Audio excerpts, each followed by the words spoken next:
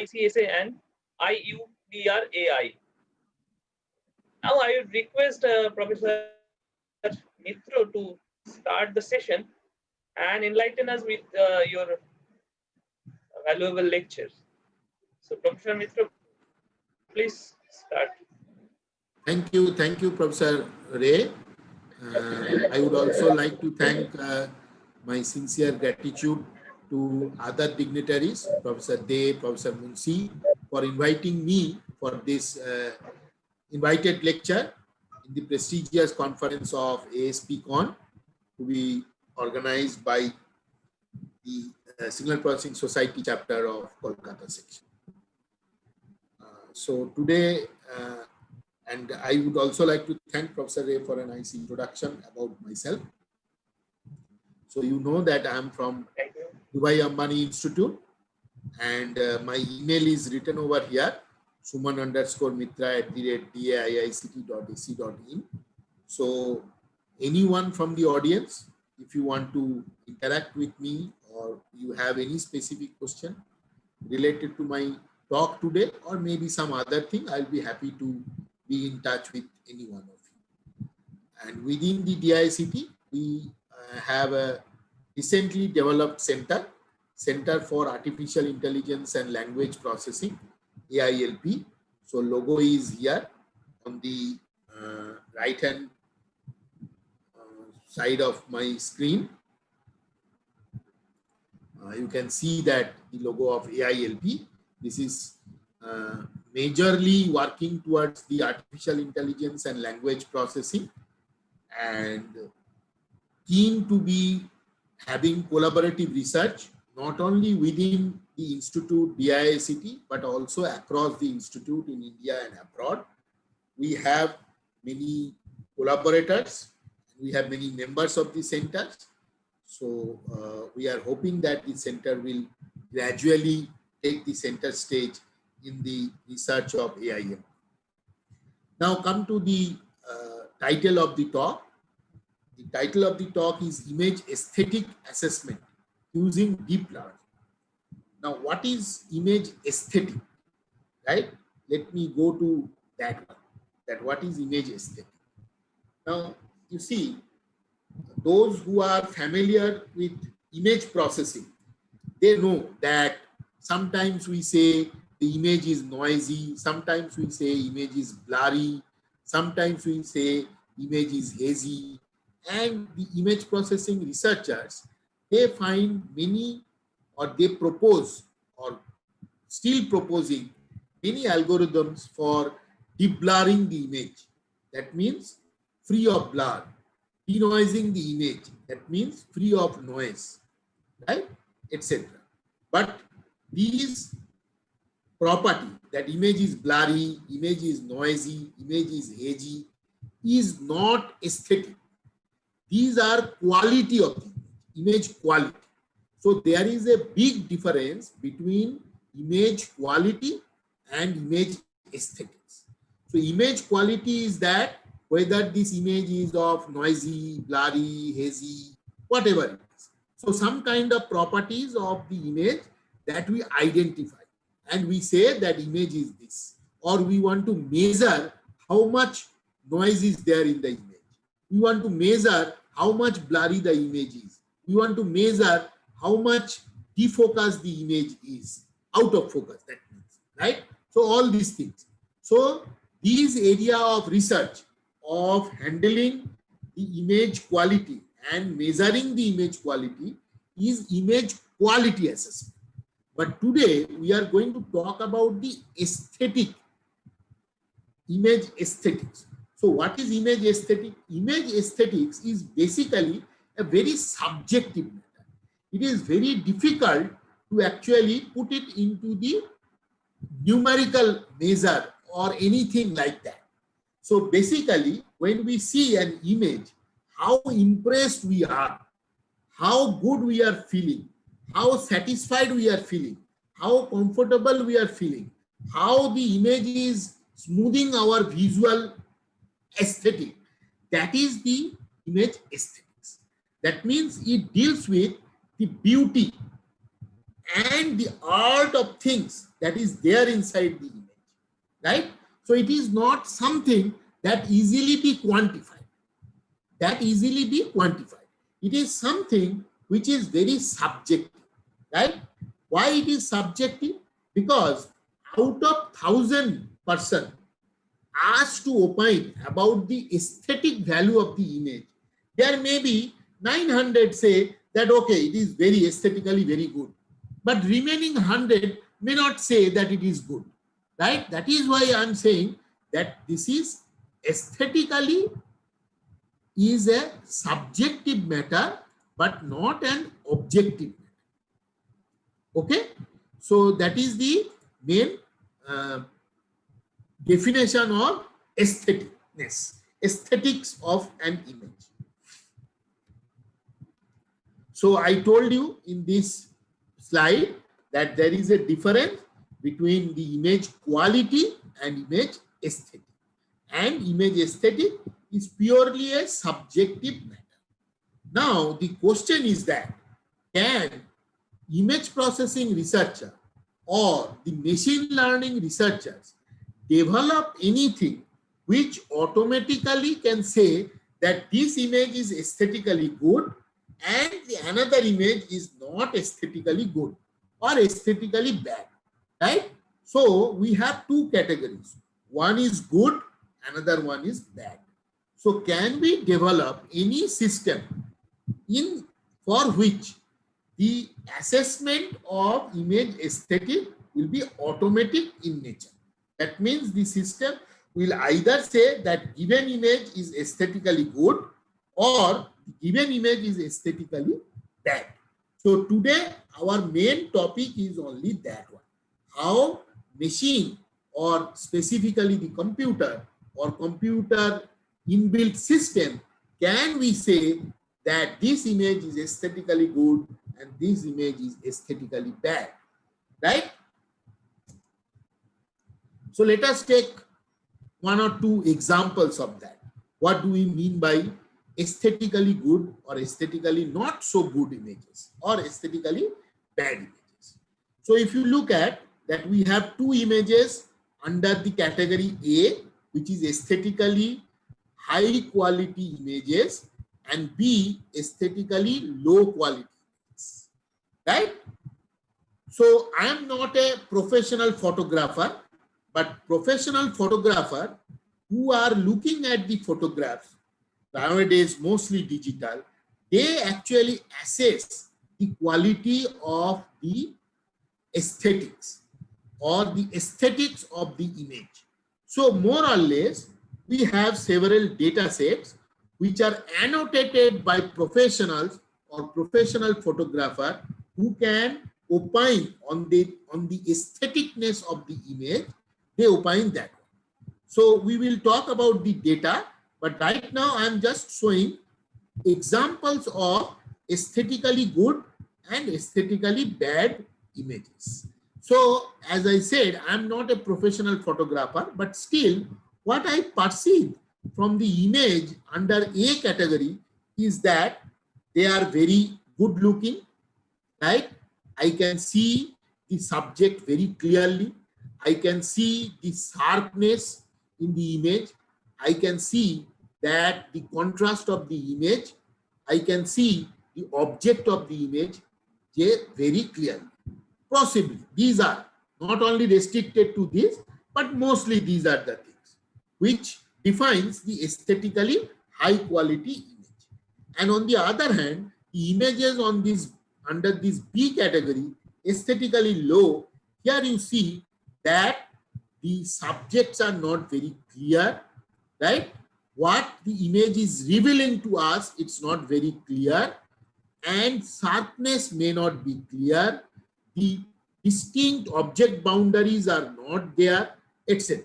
Right? That is why possibly we are calling these as aesthetically low quality image. Now these two are examples of very high resolution image. So the question comes in that if the image is very high resolution, can we say that is aesthetically good? The answer is no. Answer is no. Not always true. Why?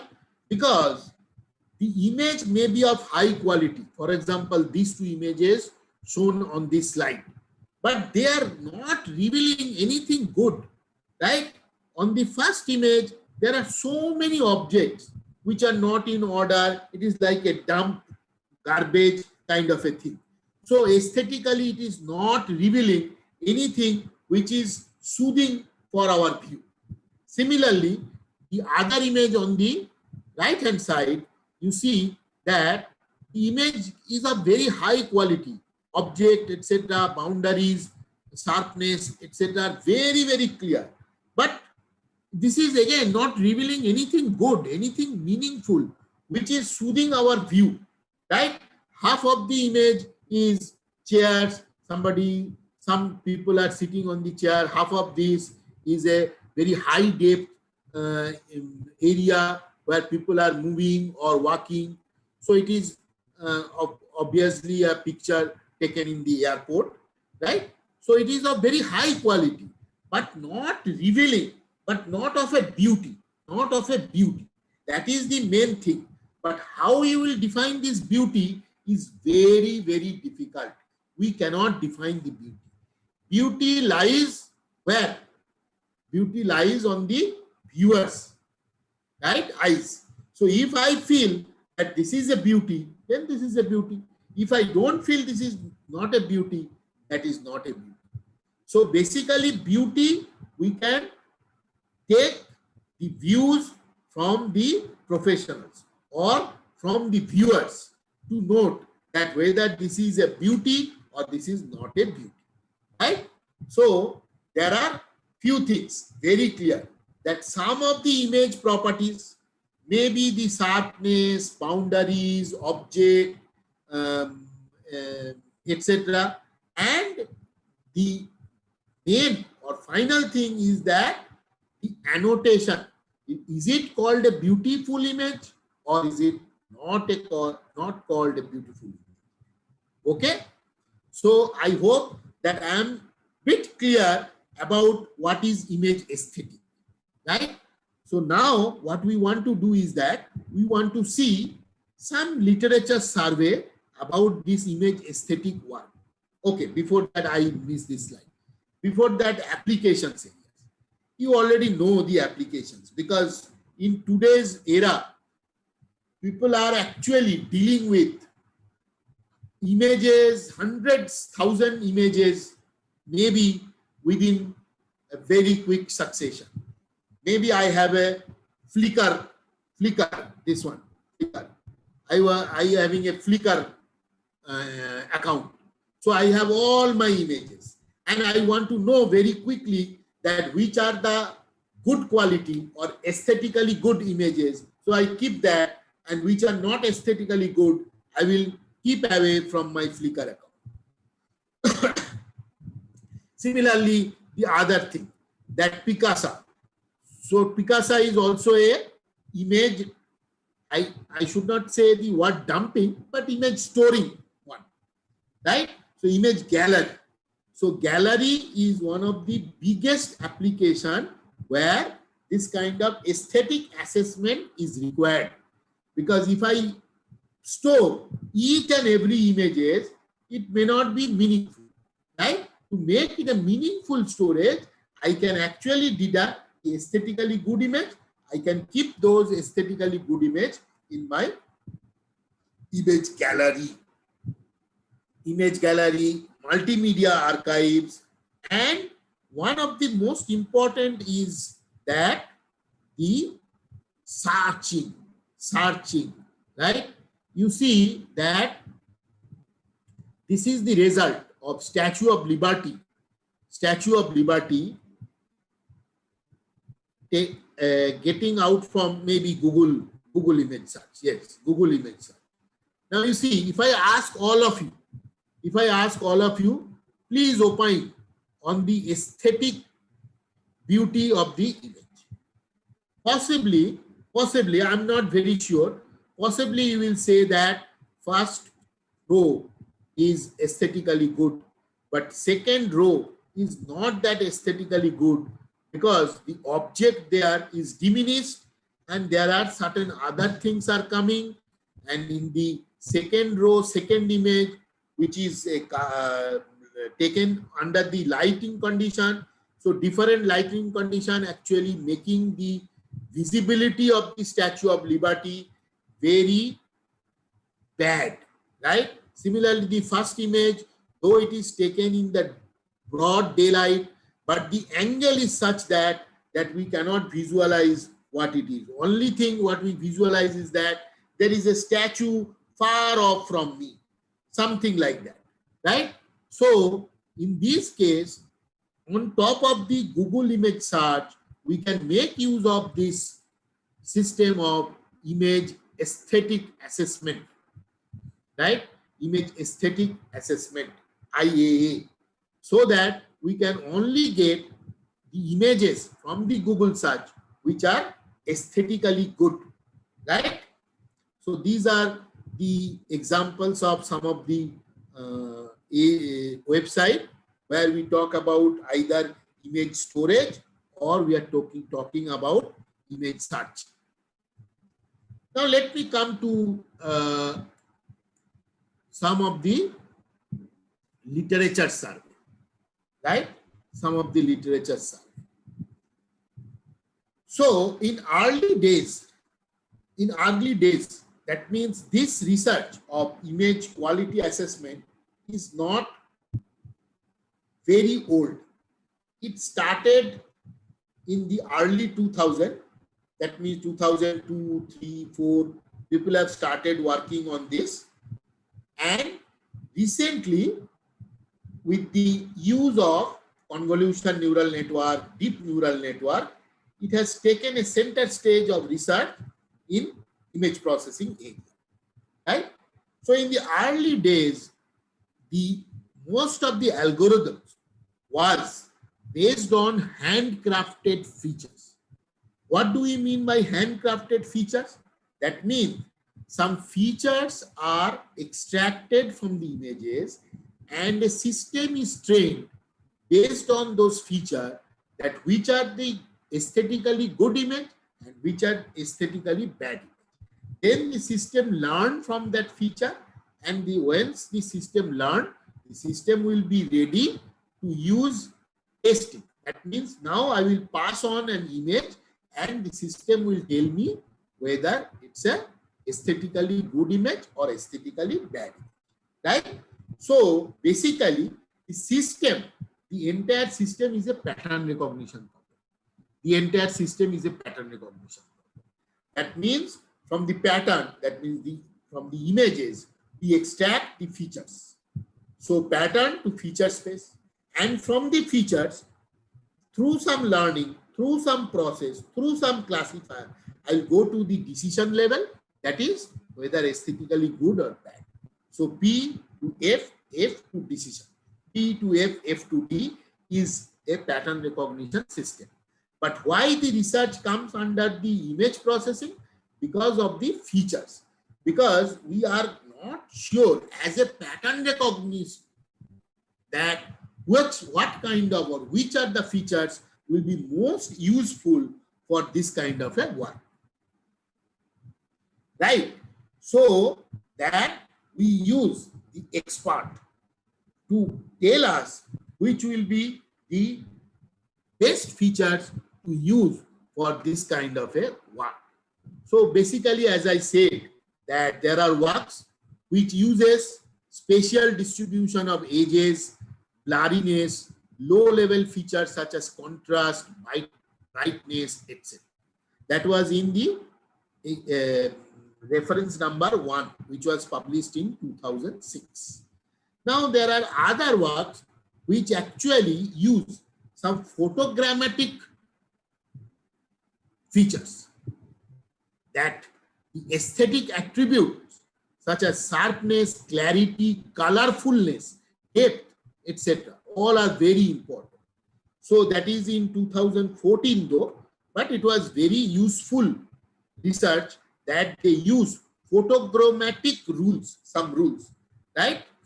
And then there are region-based image features. So why region-based?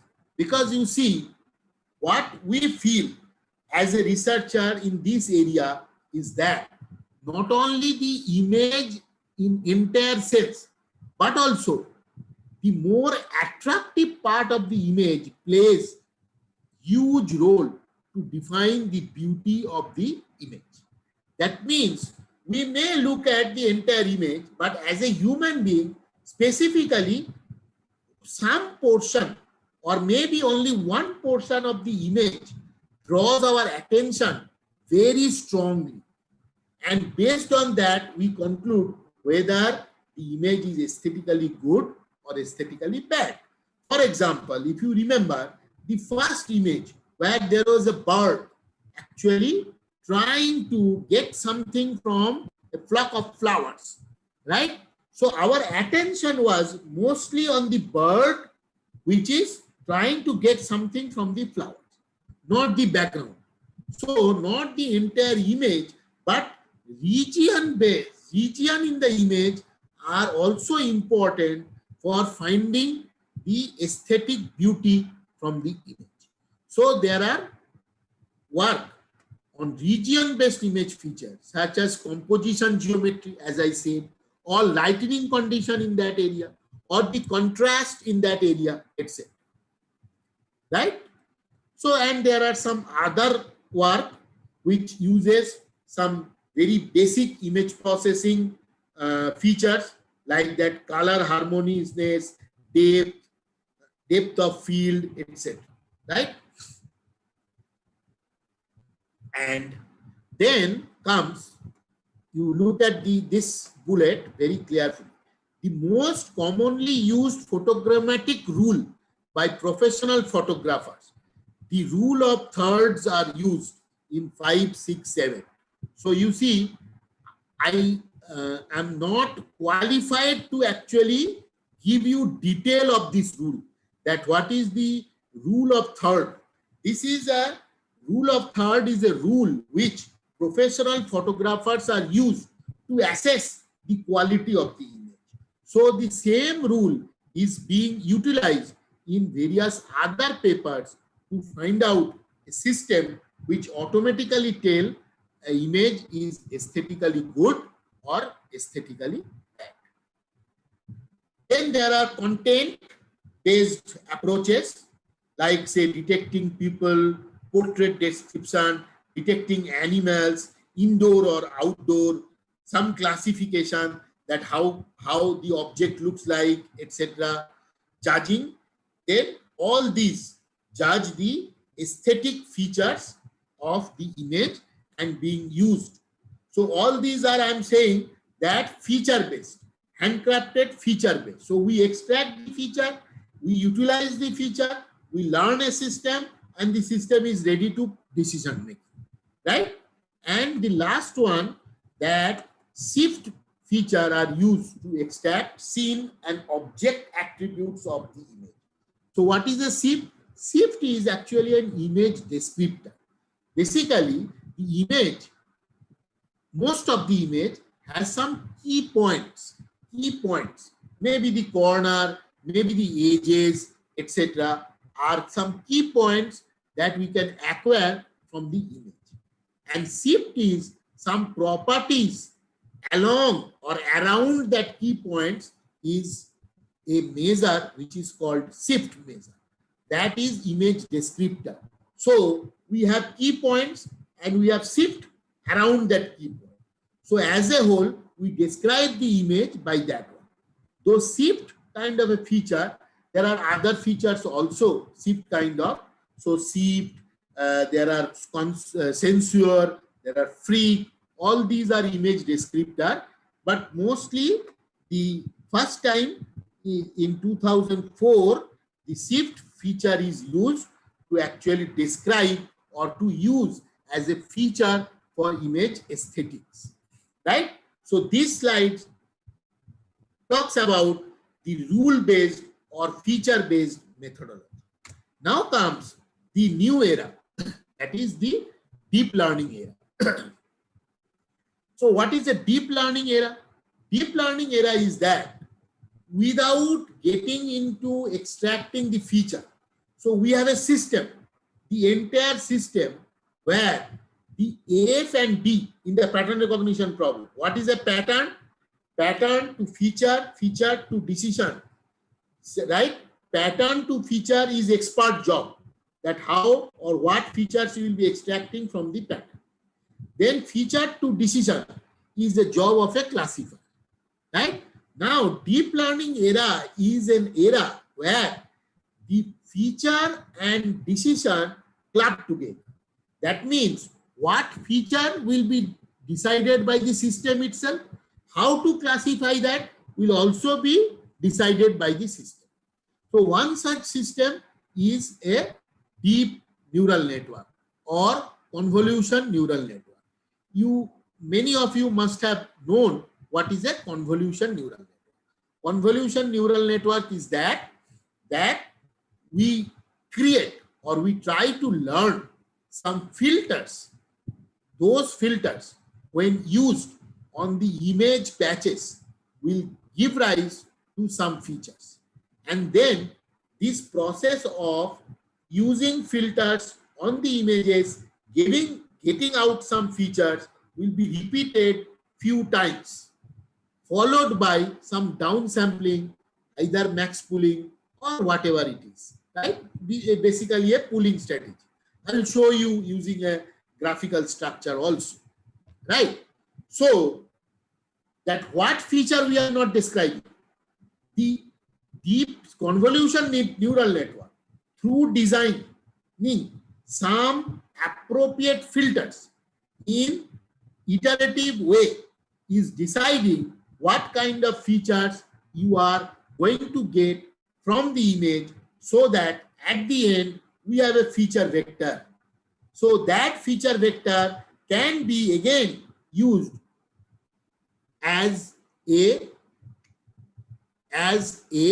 deciding factor to make a decision about the categories, whether it image aesthetically good, whether the image is aesthetically bad, right? So in this deep learning era, one of the most important work has been done, which is known as RAPID, rating pictorial aesthetic using deep learning, right? So one of the first attempt to train a convolution neural network model with image aesthetic data, and there are various image net available in the literature which are being trained for lakhs and lakhs of images. So AlexNet, ResNet, VGG16, VGG19, ImageNet, InceptionNet, VGG Face, all these. There are various network, CNN network available in the literature which are being trained out of few lakhs of images.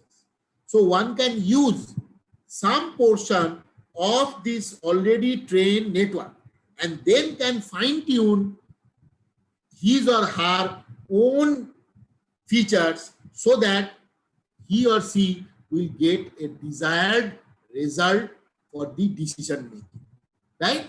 So mostly work has been done using that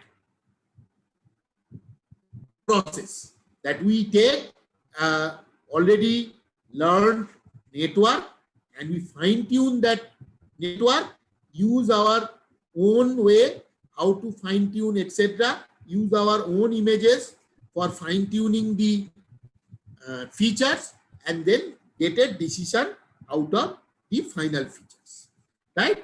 So in this case, as I said, that the RAPID is used AlexNet-like architecture here in 11, that is published in 2016.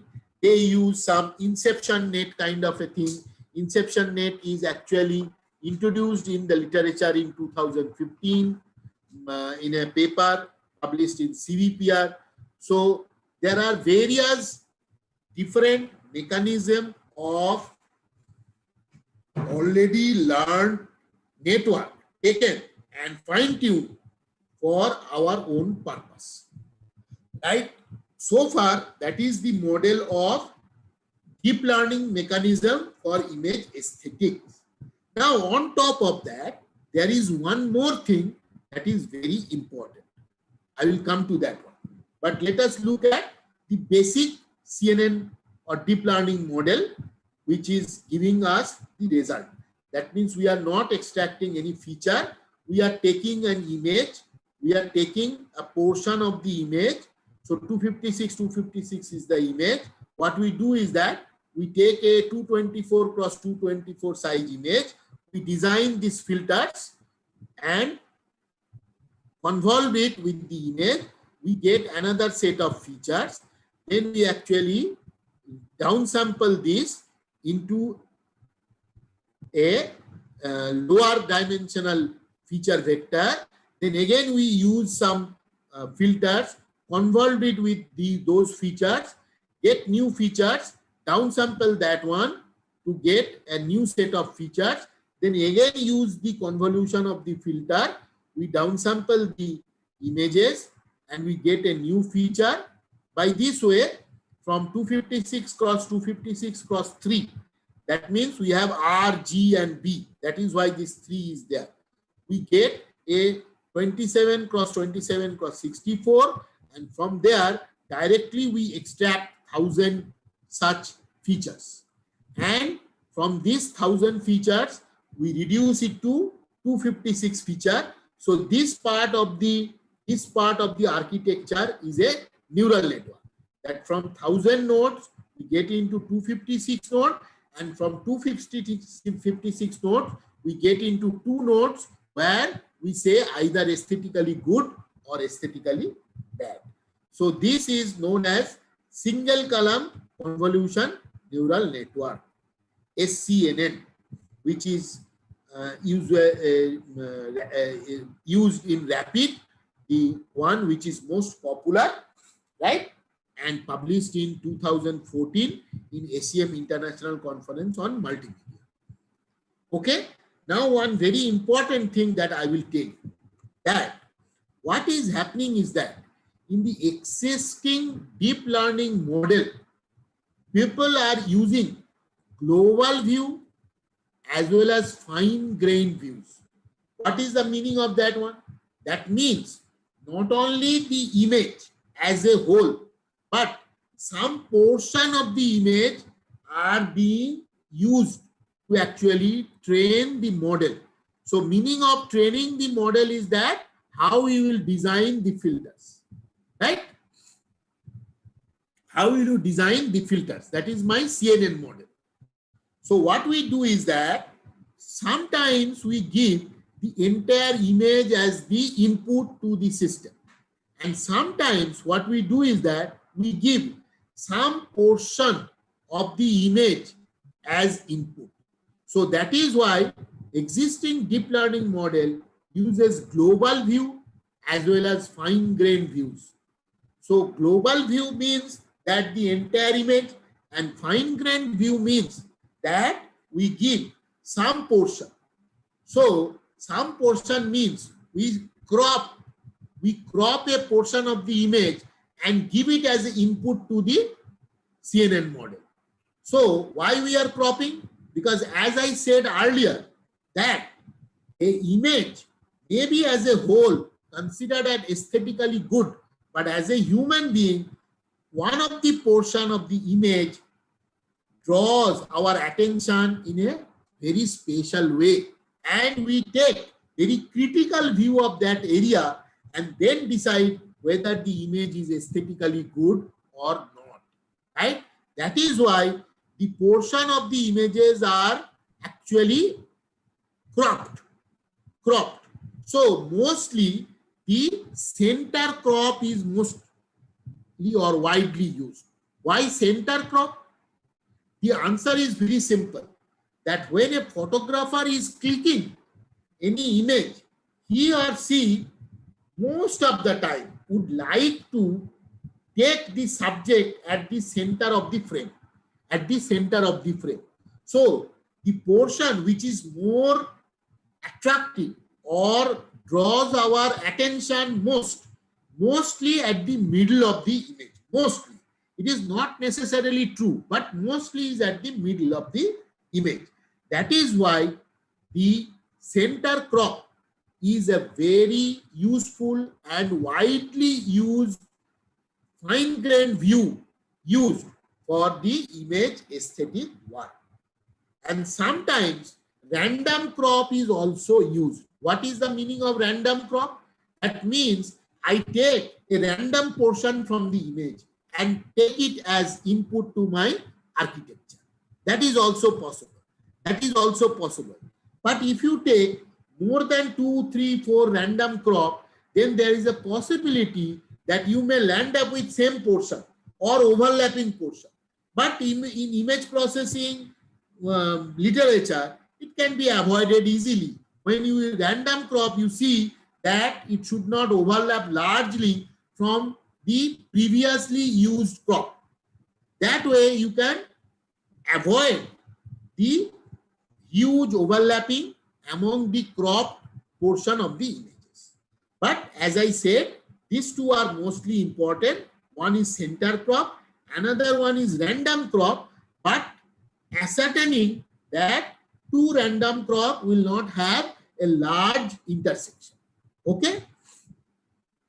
So both these kind of images are inserting as the input to this architecture system, and then we actually take the two system 1000 and 1000 and put it as 256, 256 and then 22.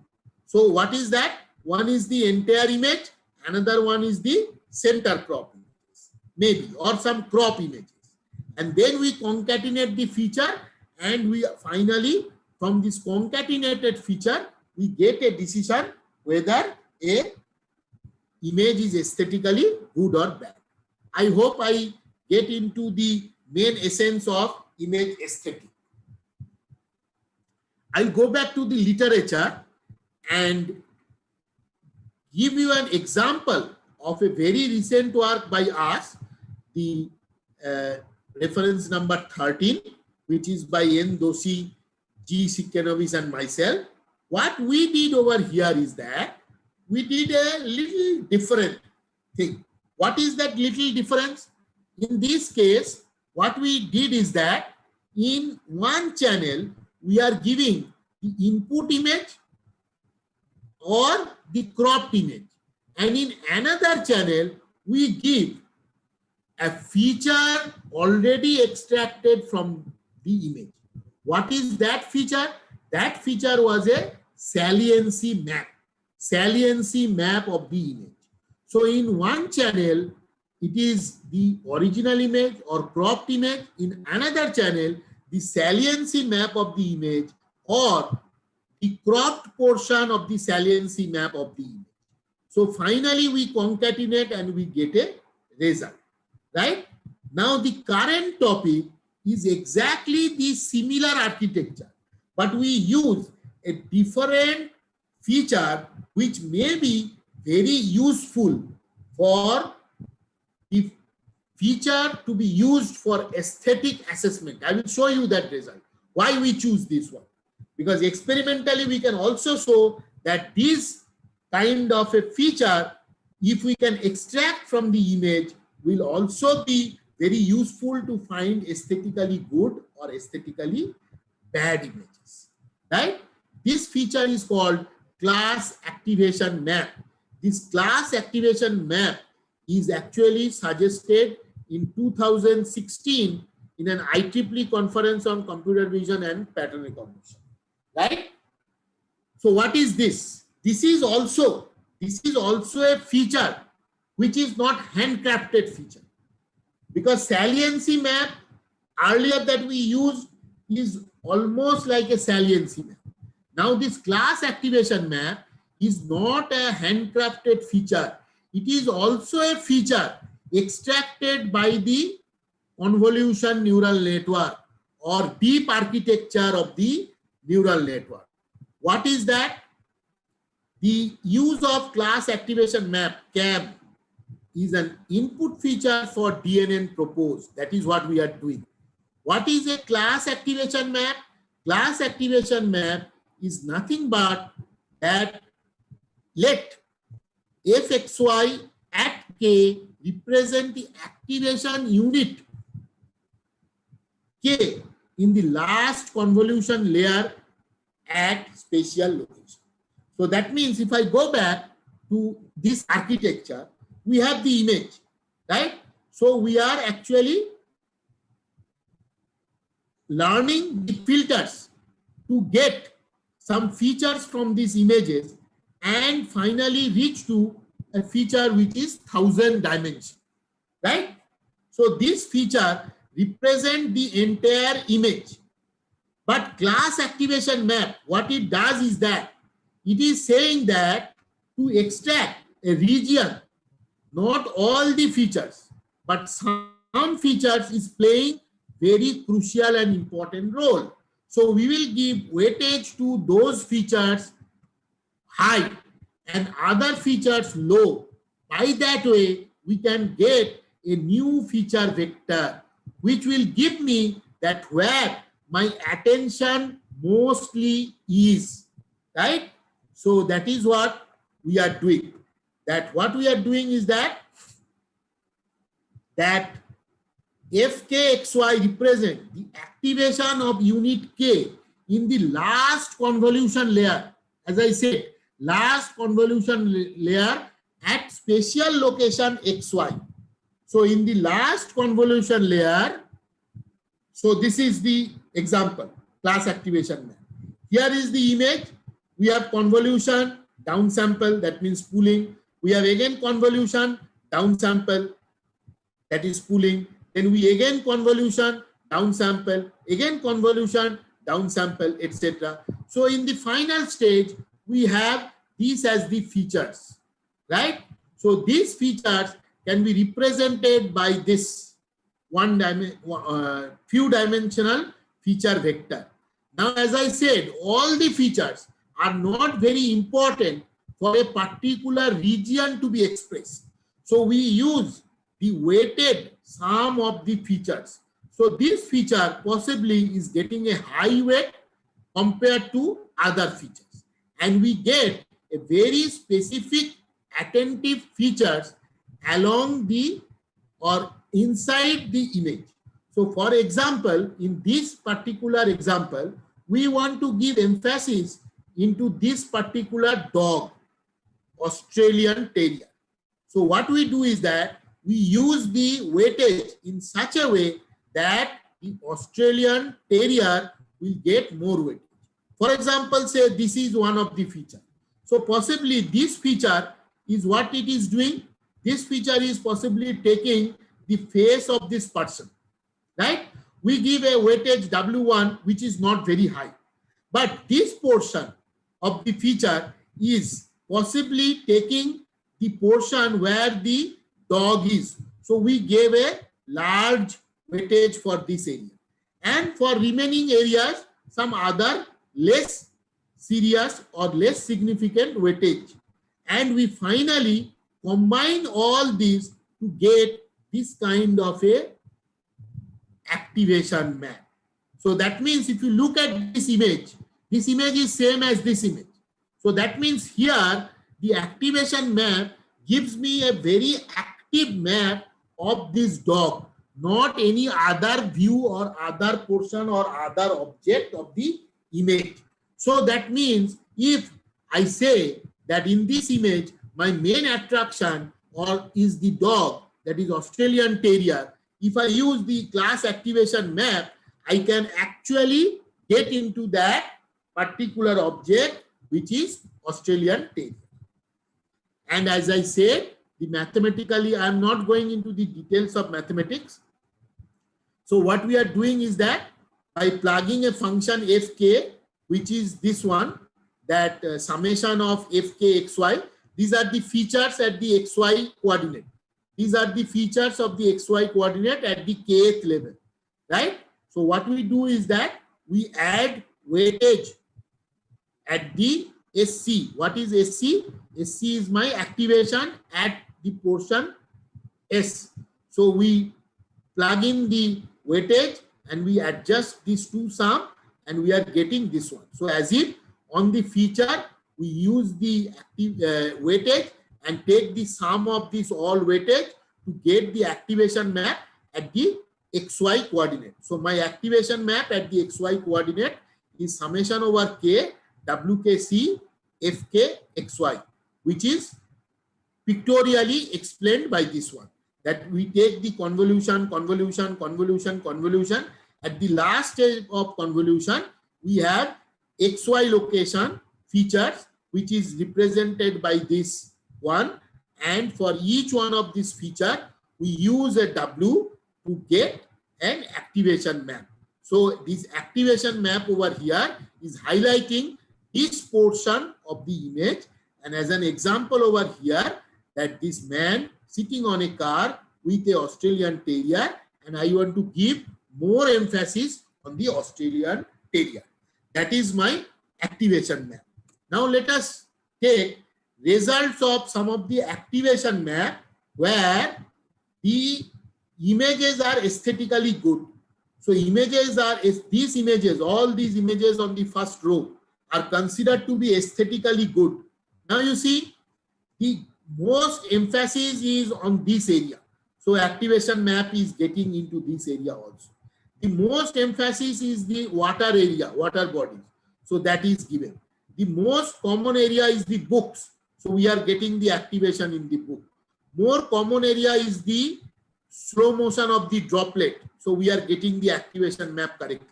The most important vision is the Statue of Liberty. So we get the activation map around the Statue of Liberty. But if you get into some aesthetically bad quality images, so here the examples of bad quality images.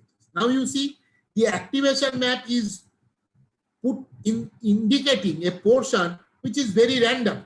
For example, here the activation map is giving me a portion over here which has no meaning, a portion over here which has no meaning, some portion which is not even face of this image, some is microphone is actually giving me the main activation map, right? Here also only this portion and this portion which are background is giving me activation map. This image also a background which is giving me activation map. So I can see that from this experiment that for high quality aesthetically good images, we are getting activation map indicating the region of interest, but aesthetically bad quality images, any random portion, random region as the activation map. So what we did is that we did exactly the same work that we earlier proposed, that saliency based map. What we are now doing is that we are giving in one channel the entire image. So this is example of good quality, this is example of bad quality aesthetic.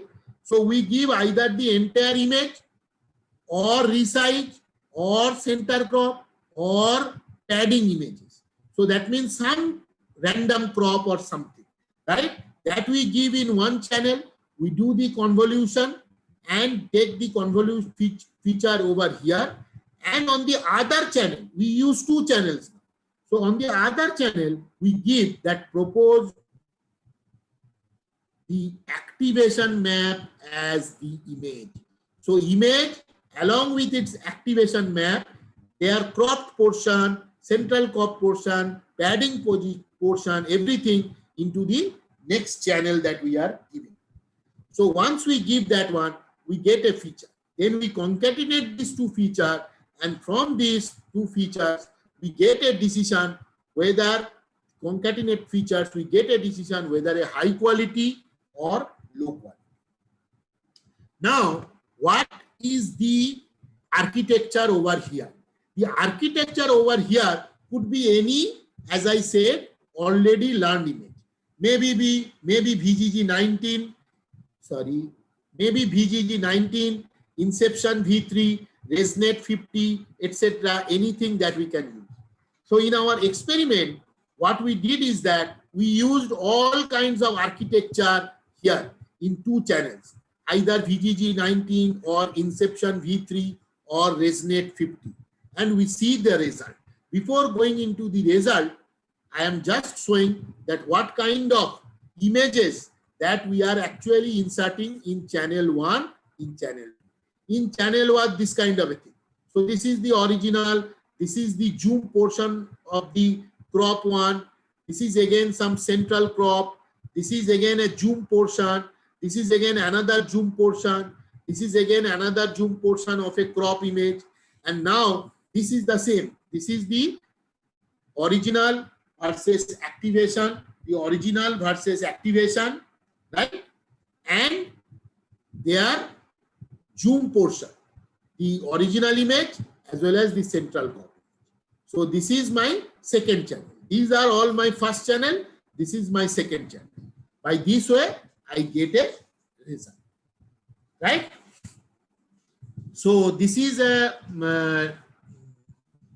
actually the architecture for that Inception V3 net. Inception V3 net. This has various filters and convolution layers. I'm not going into the detail of this one. I hope those who are really interested about this network, Inception V3, they can look at this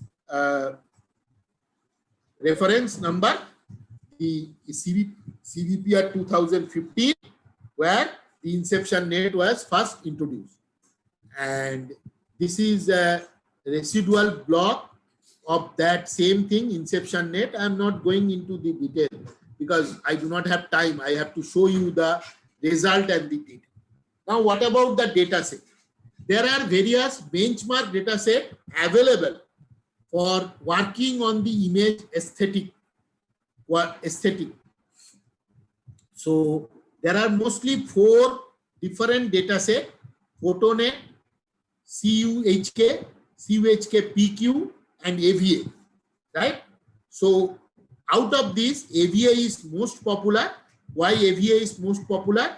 Because it is having total 2,55,530 data images. So it's a huge image. And the number of rating per images is 78 to 549. That means one image we have rating, good or bad, good or bad. The least number of rating an image is having 78 rating. And the highest number of rating an image is having is 549. Right? And this was part of a deep challenge network, deep challenge competition. That is why the source here is deepchallenge.com. The source reference is already mentioned at the bottom of this one, that it was first appeared in CVPR 2012, right? And description of the data set is that data set contains scores between 1 to 10. So each person is asked to score the image 1 to 10. 1 means very, very poor, and 10 means very, very good quality, right? And anything in between is the rating. So if it is more towards 10, that means it is of good quality aesthetic. And if it is more towards 1, that means it is of bad quality aesthetics, right? So some of the statistics of the data set. So this is a plot about number of ratings, but number of images. So you can show that mostly the images are having a rating from around 200 people. So on an average, each image is having 200 rating, and the rating is in the scale of 1 to 10, right? And what is the average rating? So 1, 2, 3, 4, 5, 6, 7, 8, 9, 10. So average rating is coming out to be 5 point something, 4.9 to 5.9. So 50% of the images are having rating 4.9 to 5.9. That means that mostly they are towards medium to good quality. Medium to good quality, right? So this is the result that we are showing. So single column, that means only the image and their crop portion. No camp, no activation map, right? no activation map. That is single column. And double column is the image, the activation map. And the triple column is image, and again their crop portion, again the activation map and their crop portion. And the architecture used is VGG19, Inception v3, ResNet. So you can see from this result that ResNet 50 in single column, that means no activation map, only the images, is giving me a result of 79.59, which is best among all the architecture. And the double column is giving me ResNet with double column. That means the image and the activation map is 83.02. 83.02. And if we use a triple column, my test accuracy drops down. My test accuracy drops down from double column. The possible reason for this is that overfitting of the data. The possible reason possibly is overfitting of the data, right? So from this result table, we conclude that if we use ResNet 50 and a double column, means double column network. In one column, we are giving the image and its crop portion, and in the second column, we are giving the image with activation map and their crop portion. So that gives me highest 83.02. Now you see there are comparison. So I compared with various results already available. That I said that in 2014, that was the rapid one, is very important. Rapid with CNN and DCNN gives me 71 and 73. Then Brain Inspired Neural Network BDN, which is published in 2016. Then 13 is our previous work. Previous work is highest is 82.3, which is triple column network for the VGG19. And the recent one, that is what I am describing today, is double column ResNet, which is giving me 83.02. So from this comparison table, you can see that there is slight improvement of the current proposal as far as accuracy using the AVA dataset is concerned, right? So now some summary. I already told you all these summaries that using ResNet, we are getting 80% increase in the accuracy compared to my VGG 19 model, single column VGG 19 model. In case of double channel network, ResNet is original images SCAM features is 83.02. That is the highest, which is approximately 1% more than triple column network that we also published in 2019, last year, right? So you can see that the current proposal, which is convolution, two-channel convolution neural network based image aesthetic assessment using AVA dataset. We use AVA dataset because of large number of images available. We get 1% more result compared to the existing highest accuracy. That means 1% is not a bad idea, because you see we have 2,55,000 or 2.5 lakhs images.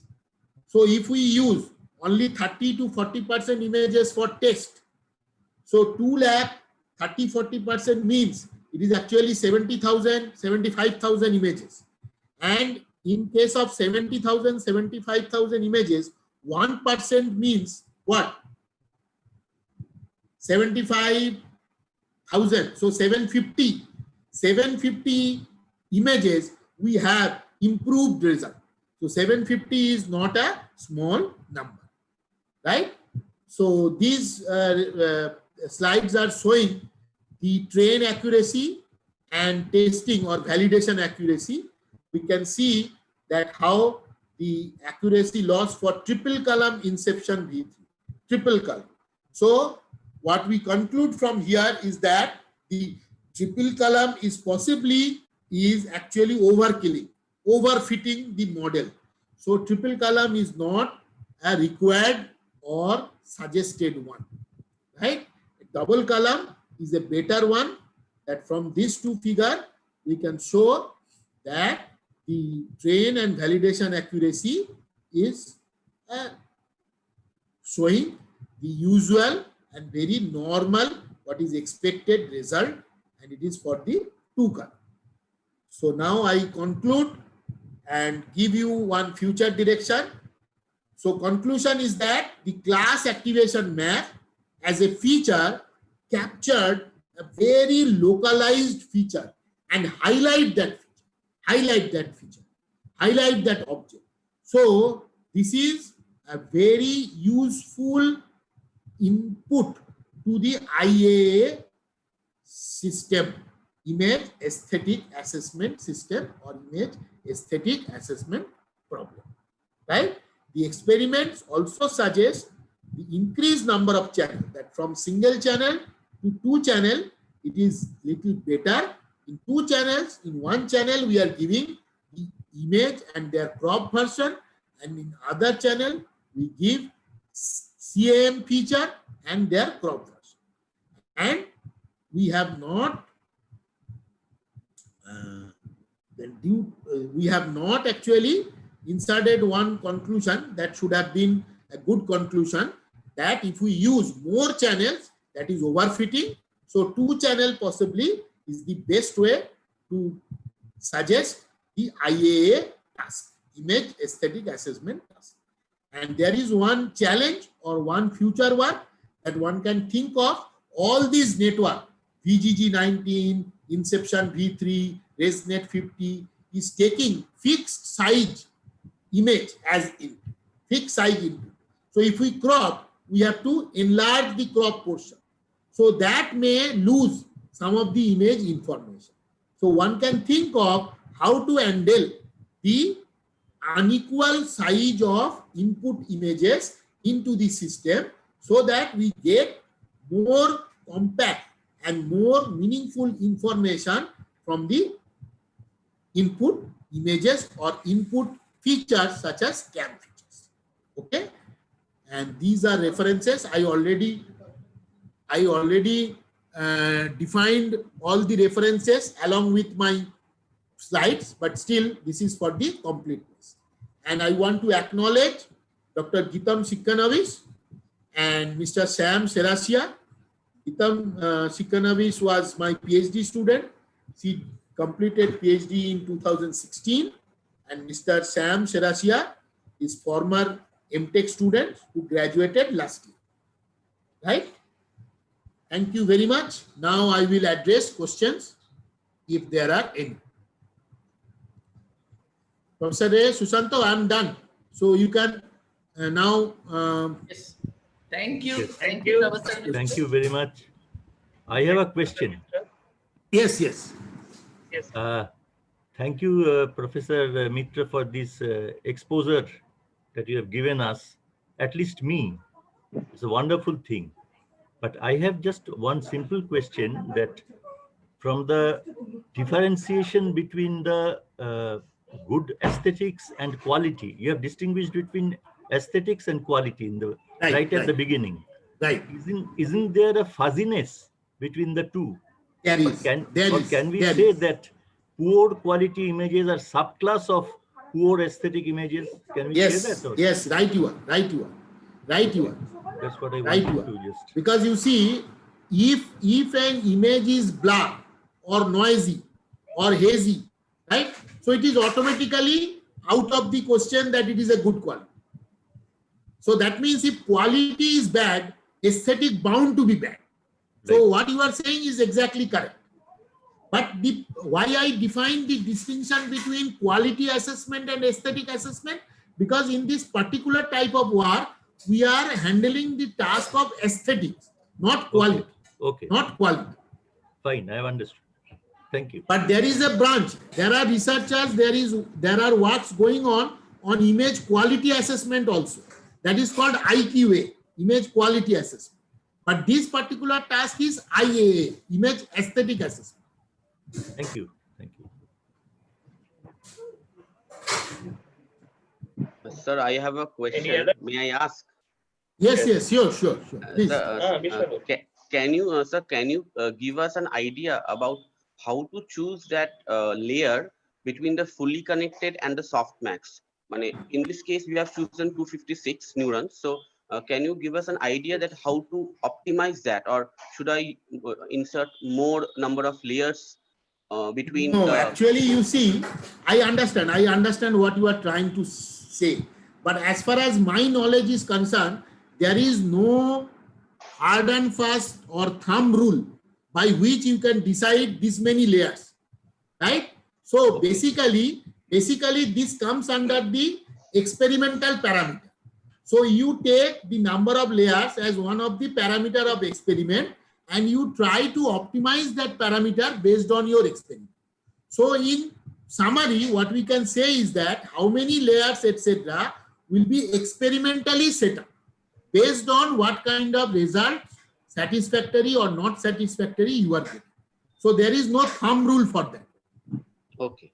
And sir, second question, that image inpainting, does Yes. it fall into this category, aesthetics? No.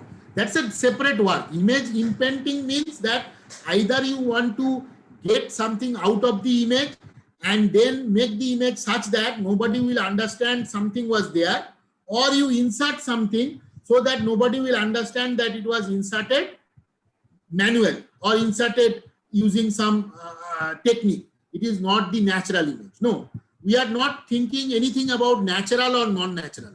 What we are assuming here, that all images are natural images. No perturbation, no manipulation, no inpainting has been done. Okay. Thank you, sir. Sir, I have one question. Sure. Sir, when you are generating the activation map, you are considering a deep neural network architecture, but that is deep CNN. Okay. Right. And you are considering RGB images. That is, it has 3 channels. Right. Now, when you are generating the activation map, you are in your slides you have shown that you are considering W1 to Wn different weight values to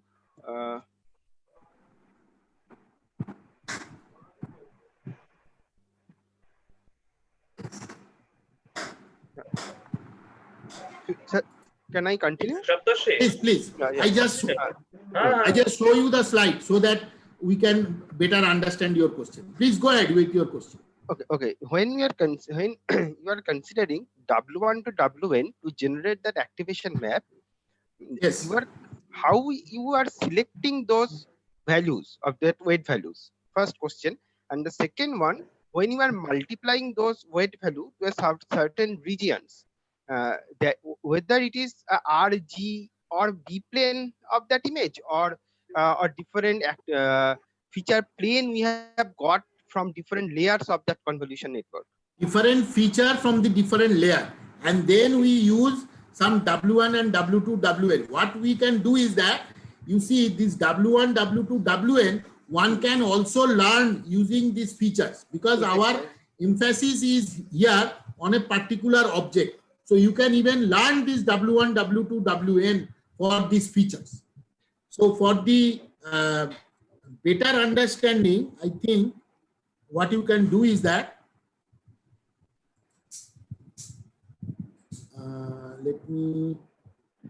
yes.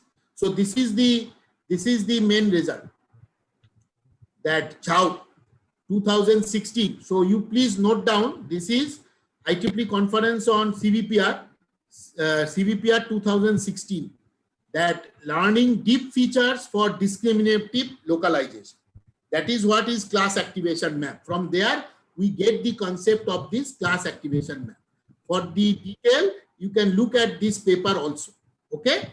Okay, sir. Sir, another thing is that when in every layer, after each convolution, you are downsampling that particular feature plane by Right. max pooling or anything else. Right. When you are downsampling, then that feature plane size has been reduced. Right? Now when we are selecting calculating that activation map, you are Right. saying that you are selected the different feature plane of the network. Right? Now, if at different planes, different sizes of layers we have obtained, and Right? how you consider that different size of those planes, feature planes to construct Just that? you see what I am showing over here. What I am showing over here is this is the feature within Professor the Mitra, entire. Professor Mitra, please Yes. share your slides again because the slide sharing has Oh. stopped. Okay. Oh, I see. Sorry for that one. No. Please share it. Okay then.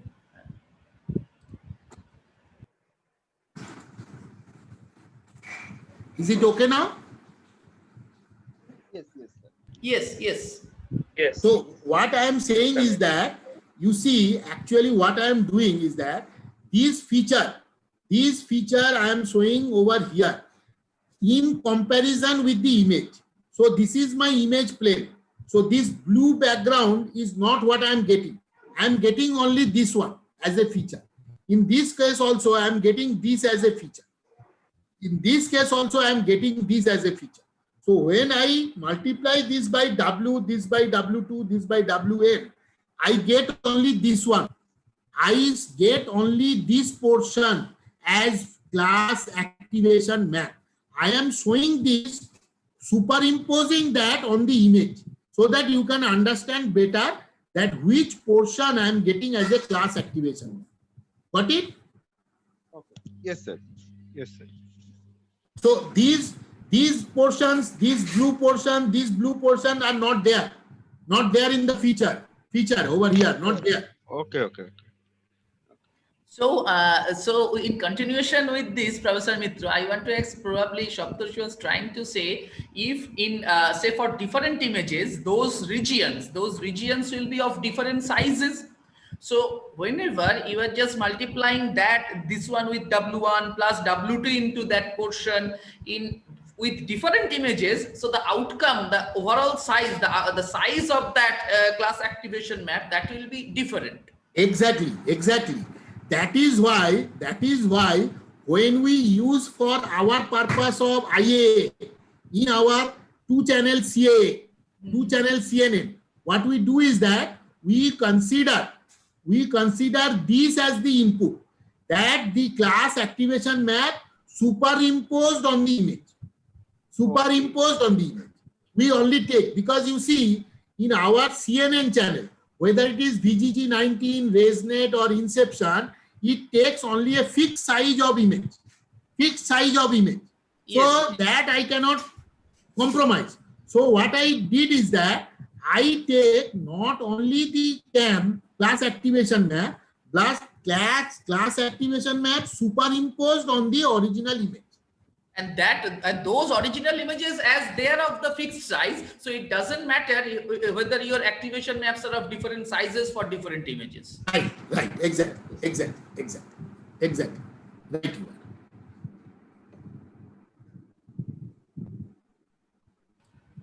So any more question from the audience?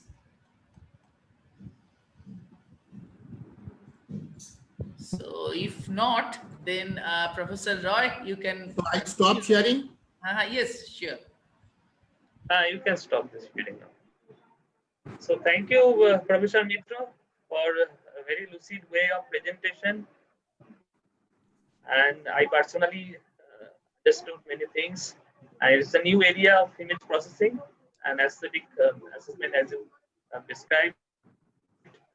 So thank you very much. So Thank you for your we have opportunity. a small virtual memento for you. So I would request our volunteer to just present that, Professor Mitra. So this is with the virtual nice. conferences, it is the virtual memento Yes. also. Thank you very much. Thank you. It is very nice. Thank you, Professor Mitra.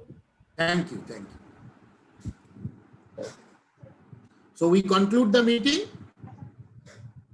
Yes, thank you. I hope that SPCon has gone very successfully this time, and we'll be hoping for the next version of SPCon. Thank you very much. Thank you. Thank you. Thank you. Thank you.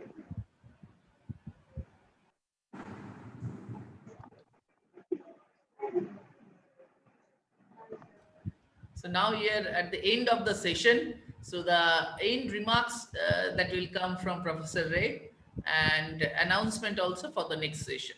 Please, Professor Ray. So we will start the next session from 2 p.m. So please join us with the technical session. Both in both the halls we have technical sessions in hall 1 and hall 2. Whoever papers in the hall 1, you just join in the hall 1, and whoever papers in hall 2, you just join in the hall 2 sharply at 2 p.m. And halls will Isn't remain it? open, say 20 minutes before. 1:45. Okay, so from 1:40 to 1:45, the halls will be open. Please join. Please join in that. Okay. Volunteers, please Thank you. display the banner for the next session.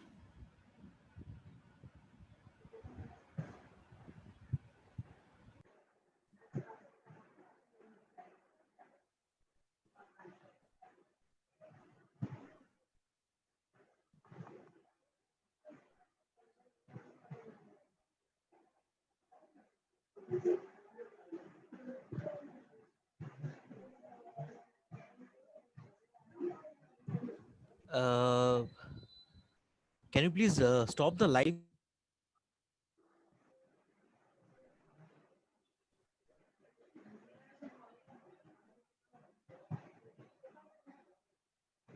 Prithivesh, do you want to say something? Yeah, can you please stop the live session on YouTube? It is still continuing. So